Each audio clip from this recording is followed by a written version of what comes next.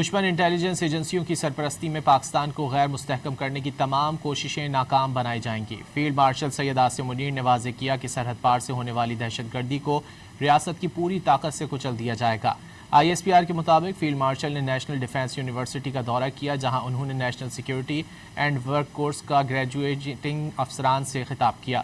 Field marshal نے اس خبر کے حوالے سے بھی آپ کو آگاہ کریں گے۔ ابھی یہ خبر دیں کہ پاکستان نے مشرق وسطیٰ میں تمام فریقین سے تحمل کا مظاہرہ کرنے اور اپنے وعدوں پر عمل درآمد کی اپیل کر دی۔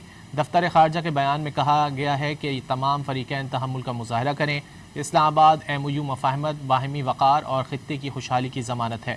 مفاہمتی یادداشت کے تحت تمام فریقین اپنے وعدے پورے کریں اور ایسے اقدامات سے گریز کریں جس سے خطے میں امن و استحکام کو نقصان پہنچے۔ بیان میں مشرق وسطیٰ میں بڑھتی کشیدگی پر تشویش کا اظہار کیا گیا۔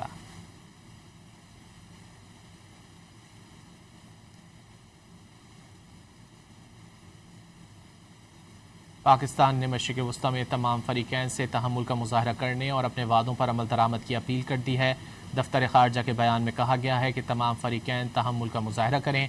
اسلام آباد MOU مفاہمت باہمی وقار اور خطے کی خوشحالی کی ضمانت ہے۔